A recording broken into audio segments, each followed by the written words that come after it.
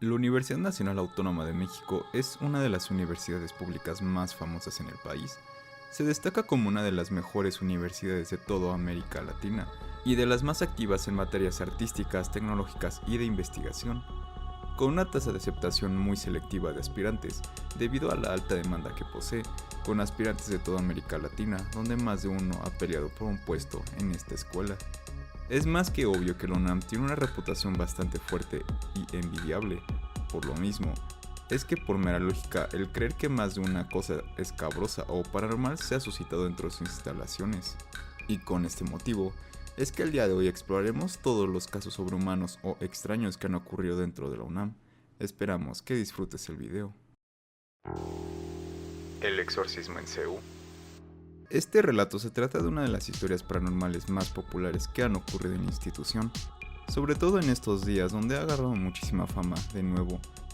Pero para indagar en el origen de esta historia tenemos que remontarnos a 2016, cuando los tweets de un alumno de la carrera de psicología, cuya sede se encuentra en CEU, mencionó que había tenido uno de los días más extraños en toda su estancia en la carrera, pues aseguraba que una de sus compañeras había sufrido un exorcismo a media clase. Todo esto sucedió un día viernes. Se trataba de la última clase del día, por lo cual muchos en el salón ya estaban ansiosos porque esta terminara para poder retirarse. Sin embargo, estaban teniendo varias exposiciones, así que la mayoría de alumnos debían estar atentos a la clase para poder tomar notas. Una compañera subió al estrado para dar su debida exposición, cuando esta percató que una chica al fondo se encontraba sentada con la cabeza inclinada hacia atrás, realizando respiraciones muy fuertes, lo cual la extrañó en demasía. Luego de esto, la alumna cae al piso mientras empezó a tener lo que parecía un ataque epiléptico. 6 compañeros se le acercaron rápidamente para ayudarla.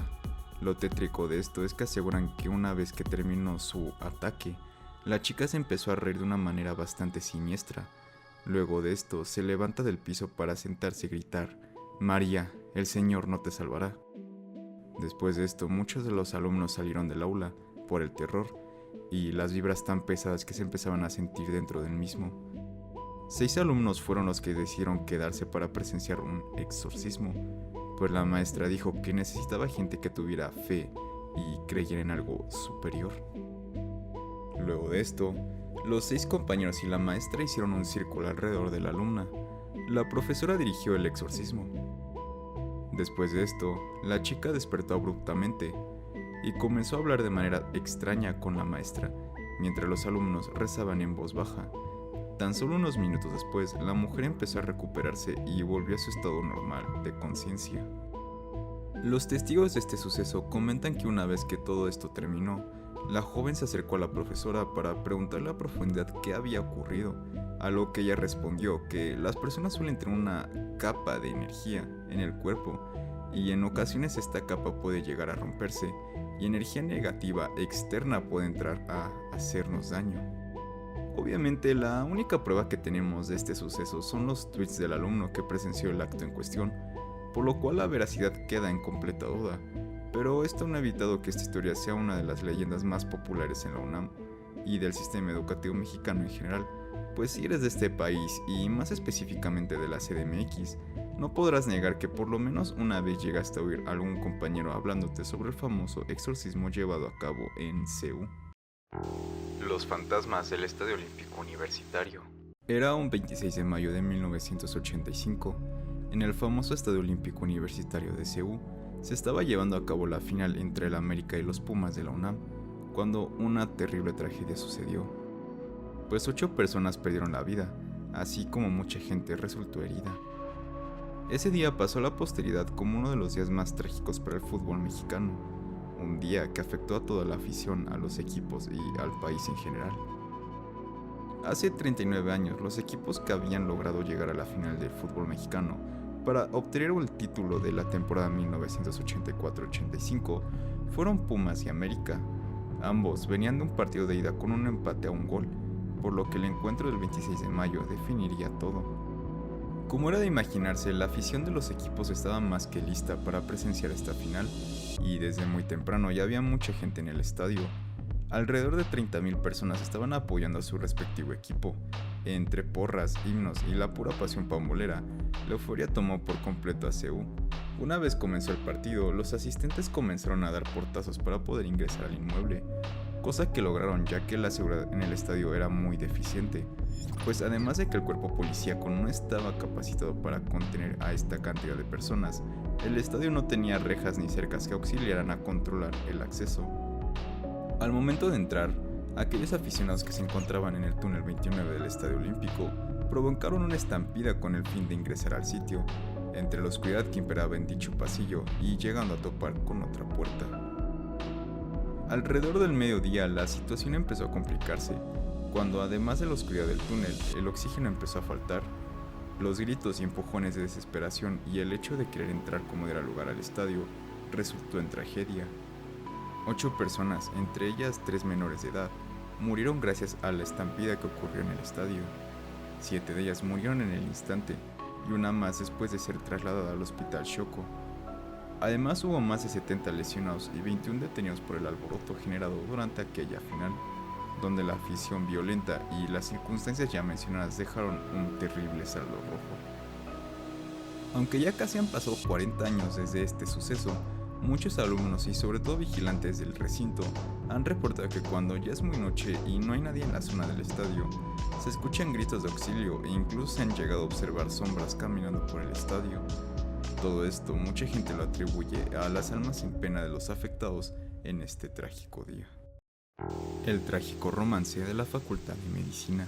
El amor es algo inevitable en un plantel académico, algo que no hay forma de evitar, pues al estar miles de alumnos de ambos sexos interactuando por largas jornadas a la semana, es de esperarse que alguno de ellos desarrollen romances. Lo curioso viene aquí, pues al hablarte de esto creo que esperas que estos romances vengan por parte de los propios alumnos, pero como todo en la vida nada está escrito. Se dice que hace ya unos ayeres en la Facultad de Medicina de la escuela, uno de los profesores de la carrera empezó un romance con una de sus alumnas.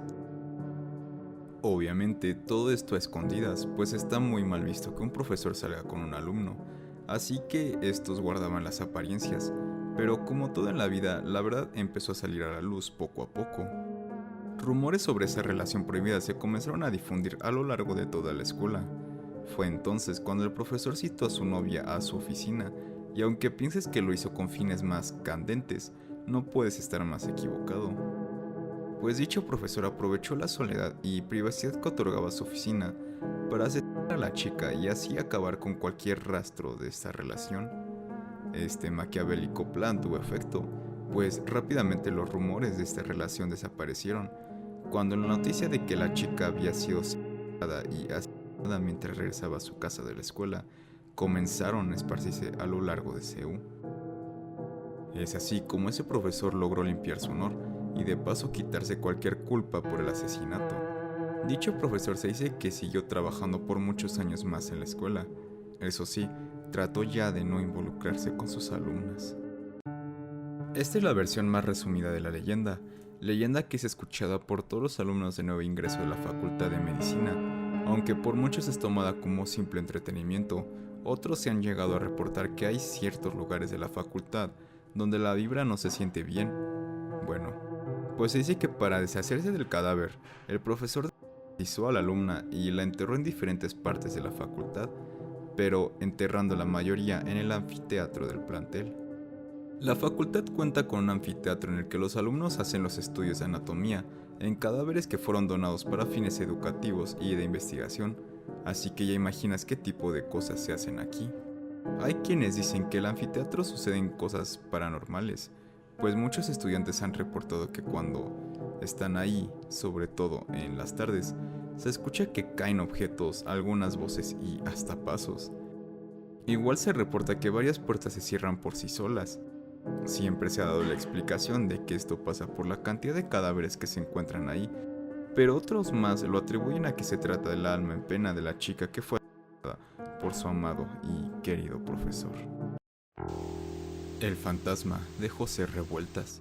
José Maximiliano Revueltas Sánchez, conocido coloquialmente como José Revueltas, fue un escritor, filósofo y activista político mexicano, reconocido por sus obras como El Apando, Los Muros de Agua y El Luto Humano, entre otras obras. Nacido un 20 de noviembre de 1914, Revueltas fue un reconocido escritor, activista político y uno de los intelectuales más influyentes de México en el siglo XX. Revueltas se encuentra en ese top, pues tuvo una relación muy importante con la UNAM.